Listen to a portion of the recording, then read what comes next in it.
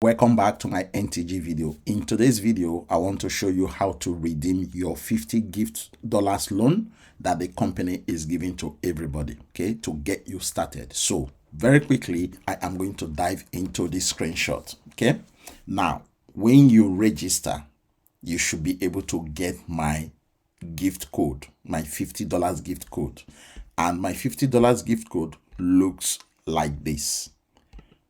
I always leave this code in the description below for you to copy and paste and get your $50 gift loan to get you started. Now, how do you redeem this gift loan that they are giving to us? It's simple. Copy the code, go to your cashback tab on your left hand side, click there, and then this page will open. When this page opens, click on get a bonus, and then inside where it says welcome code, click into that box that says welcome code and paste the bonus code, which is this code that I have given to you. Okay, this code, paste that code inside that box and then click get a bonus. Once you click get a bonus, that will now redeem your $50 gift loan. And once that is done, you should see that $50 in your ADV balance. Okay, your ADV balance, that $50 gift loan should be there.